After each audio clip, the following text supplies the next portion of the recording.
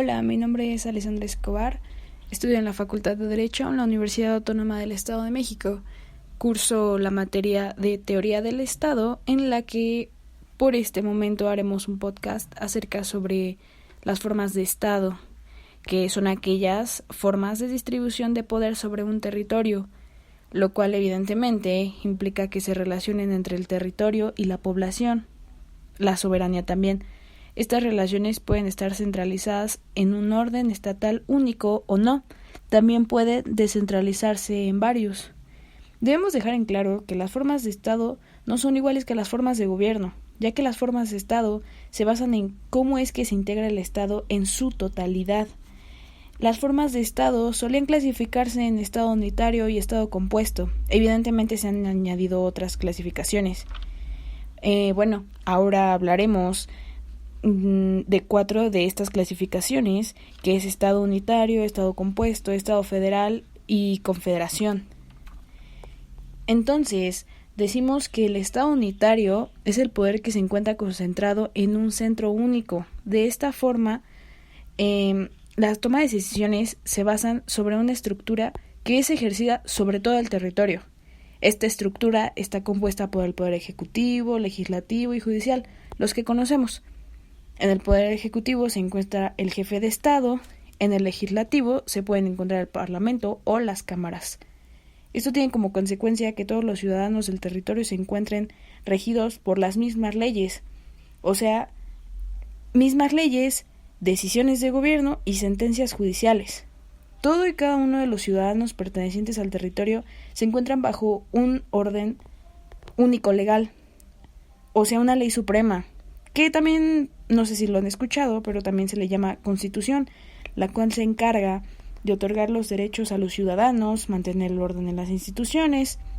Entonces, cuando un parlamento y un gobierno aprueban las leyes y normas que se encuentran, se encargarán de mantener el orden dentro de la sociedad. Esto nos da pie a la frase de la igualdad de los ciudadanos es su principal legitimidad. Así que para cada uno de los ciudadanos en el territorio del Estado, sin excepción alguna, se aplican las normas por igual, así como se gustan de los mismos derechos y obligaciones. Por ejemplo, Dinamarca, Finlandia, Francia, Países Bajos, Reino Unido, Portugal y Suecia son países que se encuentran bajo un Estado unitario. Luego de esto, debemos aclarar que dependiendo del país pueden existir variaciones respecto al grado de descentralización, a la manera de elección de las autoridades locales, sus facultades y autonomía ante la obtención y manejo de su presupuesto, pero todos cumplen con el mismo rasgo que es tener un solo ámbito de gobierno. Entonces, ¿esto qué quiere decir? Que a los gobiernos locales se les considera una extensión del gobierno central. Pero por otro lado, los estados unitarios se dividen en desconcentrados y descentralizados. Lo sé, hay un poco ahí de divisiones. Dependiendo de su administración de servicios públicos. De esta manera, en los estados unitarios, el poder central está en todas las funciones y respecto a las dependencias de gobierno. Se encuentran en todo el territorio, solo se ejecutan las decisiones del poder central. Y en el estado unitario descentralizado, pasa el poder del gobierno central a órganos locales que pueden tomar decisiones propias. Un claro ejemplo de esto, del Estado unitario, es Perú, el cual tiene como ley suprema la Constitución Política de la República de Perú, y tal como ésta lo indica en su artículo 43, su Estado es unitario y se organiza según el principio de separación de poderes, el que ya mencionamos anteriormente, y donde el Poder Ejecutivo encontramos al presidente, en este caso que es Perú, a Martín Alberto Vizcarra, y en su poder legislativo al Parlamento unicameral, al que consta de 130 miembros. Bueno, esto es un dato extra, pero es un ejemplo. Ahora, el Estado compuesto, tal como su nombre lo indica, radica en la unión de 2 o más estados. Estos estados por los que se constituye se conoce como entidades políticas menores o solo se encuentra constituido por diversos estados. Por ejemplo, Alemania. Alemania es un estado compuesto. ¿Por qué compuesto? Porque se crea por 16 estados a los que ellos llaman Länder.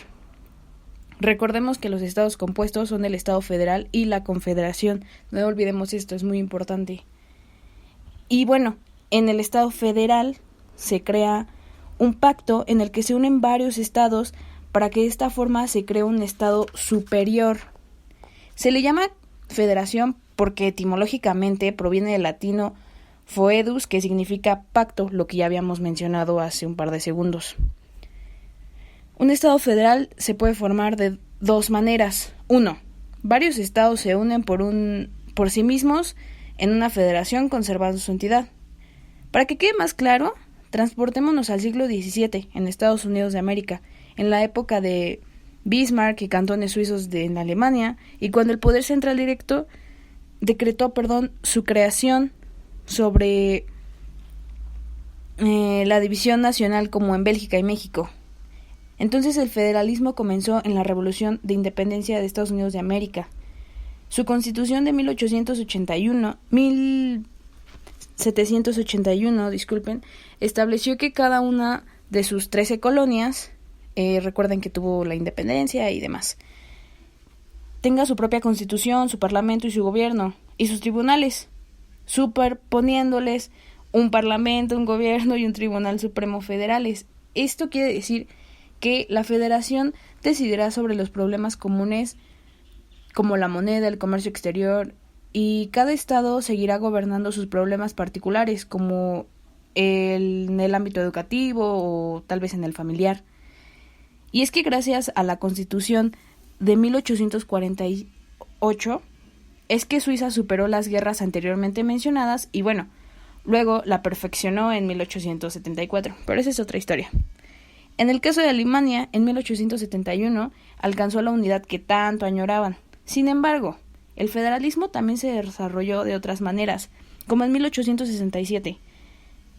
Canadá actuó en 2 excolonias ya federadas, o en 1900, que Australia, donde todos los estados también dependían de Inglaterra. También hace una aparición cuando cae en el Imperio Austrohúngaro, y la descentralización de este provoca el nacimiento de Austria en 1920. Y también, no lo olviden, México no se queda atrás, también se presentó en el siglo XIX. También se ha servido para descentralizar políticamente estados como India, Rusia y Sudáfrica.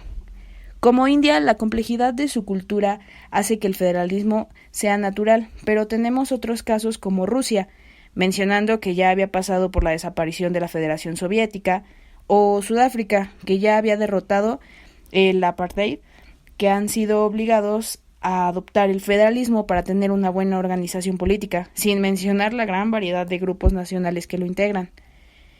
Entonces, el Estado federal cuenta con ciertos rasgos para poder identificarlo. Los enumeramos para que sea más fácil identificarlos. Número 1. ¿Cómo se tiene el territorio constituido como unidad? Esto se refiere a que todos los estados por los que se constituye, llamados estados evidentemente, o también cantones, departamentos, entre otros nombres. Número 2. Su población total se basa en la suma de habitantes de cada estado que forman parte de él. Número 3. Es claro que el poder supremo es el Estado federal. Esto quiere decir que los estados miembros también pueden participar, pero a través de su Cámara de Senadores, los cuales ya pasaron por una elección a través de votos o fueron delegados por los mismos gobiernos en los estados. Pero ojo, solo en las áreas en las que la Constitución se les atribuye. Entonces, así ellos pueden atribuir al gobierno federal, a gobiernos locales, o sea que pueden hacerlo en ambos. Aunque también hay casos en los que la federación está controlada directamente por el gobierno federal. El hecho de que existan 2 ámbitos de gobierno, o sea, federal y estatal, ha constituido una revuelta entre países como Alemania, Austria, Bélgica, Brasil, Canadá, Suiza y otros, lo que ha provocado que existan 2 posturas teóricas. Una nos dice que si hay soberanía en el pueblo, entonces existen 2 soberanías, lo cual provoca que las entidades federativas sean soberanas. Y la otra nos dice que si hay una sola soberanía, entonces la entidad federativa no es soberana, sino autónoma. También existen principios que son excepciones del federalismo. Estos los podemos usar en Estados Unidos y México. El hecho de que los estados haya autonomía significa que ellos pueden autoorganizarse para crear su propia constitución, para establecer en ella qué órganos están encargados de las funciones legislativas, ejecutivas y judiciales. Y si llega a haber algún tipo de controversia entre la Federación y los miembros del Estado, el órgano jurisdiccional federal lo resolverá. Número 4. La Constitución del Estado federal rige para todo el territorio y los Estados miembros pueden participar en la reforma. Entonces, como ya habíamos dicho, las entidades federativas cuentan con autonomía y con su constitución propia y legislación ordinaria, lo cual pueden modificar siempre y cuando sea bajo su constitución federal, porque ésta no debe ser en ningún momento quebrantada. Número 5. La personalidad del Estado federal es único. ¿Qué quiere decir esto? Que internacionalmente solo el Estado federal tiene representación y competencia. Número 6. El derecho de revisión se ejerce en una mayoría calificada y el derecho de término de adhesión no se le reconoce. Entonces, esto nos indica que los estados que atribuyen al Estado federal no pueden separarse de él. Bueno, ahora que ya mencionamos cada uno de estos rasgos del Estado federal, debemos saber que estos afectan a su estructura y dinámica de poderes. Un claro ejemplo es Francia y México. En Francia solo hay un parlamento que elabora las leyes y en México hay 31, sin contar el federal. Esto también pasa en la coordinación política y administrativa de los gobiernos. De esta manera podemos decir que el Estado federal es el más complicado que el unitario, porque en este existen bastantes reglas para evitar problemas entre gobiernos, así como evitar discriminación entre ciudadanos, sin olvidar que los recursos públicos deben ser repartidos entre los distintos órdenes del gobierno. Y por último tenemos a la Confederación, que es la unión de varios estados que aún conservan soberanía y que cada uno de ellos buscan los mismos propósitos. A diferencia de la Federación, porque se pueden parecer un poco, su unión se establece a través de tratados internacionales y no se pueden modificar sin unanimidad. Y es así que deciden los Estados miembros, en esas sí se pueden decidir separarse de la Unión. Una confederación no es permanente. Por ejemplo, en Estados Unidos de América, Alemania y Suiza, los usaron como una fórmula jurídica y política para poder llegar a una confederación. Y cabe recalcar que actualmente ya no existe la confederación en sentido estricto.